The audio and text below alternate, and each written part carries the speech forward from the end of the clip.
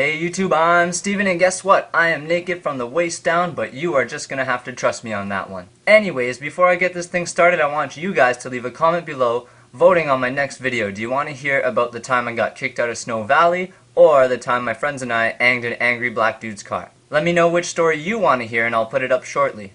This topic is more for a specific audience, but for my viewers who don't have stretched lobes, this video will probably clear up some misconceptions or judgments you might have. Now, one thing I always hear all the time which pisses me off so much is when people say, "Oh, I bet your earlobes smell like crap." Now, what happens when you don't take a shower? You're gonna smell like shit. Remember how Mama always used to say, "Don't forget to wash behind your ears"? It's called personal hygiene, my friends. If you shower daily, clean your piercings daily, and clean your jewelry daily, you are gonna be just fine, I promise. If your earlobes are pierced, any size or gauge, it doesn't matter, you can start stretching. Now, if you had a shitty piercer and you put your hole way too close to the bottom of your lobe, you might want to consult a professional first before you start stretching. If you don't have your ears pierced at all and you want to start stretching, I would recommend to get pierced between an 8 gauge and a 4 gauge. I never had earrings at all before. I just wanted to start stretching my ears. So my piercer looked at my earlobes and he said, like, these are like perfect earlobes to put 4 gauges in, so he just popped them in.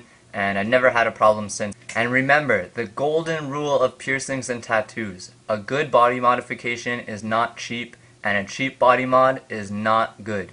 The bottom line is, you get what you pay for. I think I was a bit overcharged because I paid something like $100 for each earlobe or whatever, but considering the skill of the piercer, the size that he pierced me at, and the fact that I haven't had any problems whatsoever, I'm pretty happy. Patience is key when it comes to stretching. If you stretch too fast, you could rip your ear or get an ugly, painful blowout.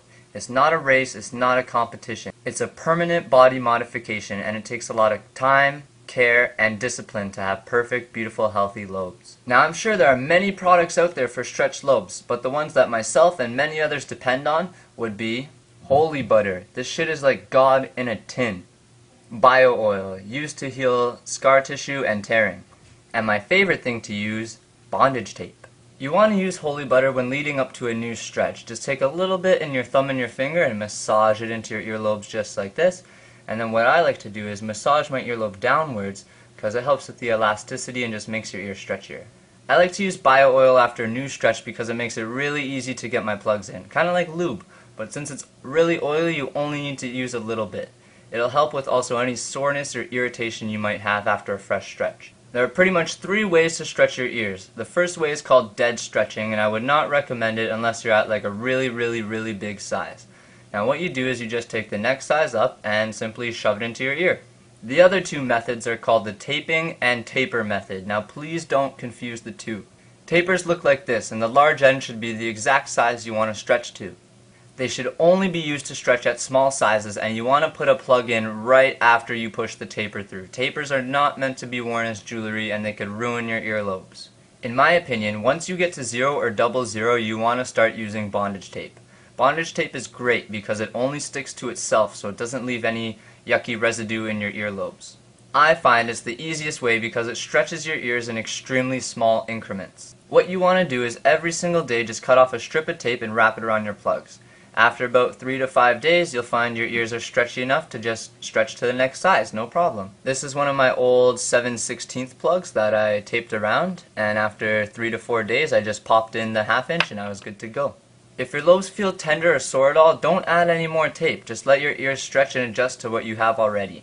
A good rule of thumb that I like to follow is only stretch 1 size per month. At really small sizes like 16 gauge to 8 gauge, you might be able to stretch, every 2 to 3 weeks. But once again, every person's ears are different, and do not stretch until your lobes have fully healed. From 6 gauge to 0 gauge, I would definitely say do not push it any more than 1 size per month.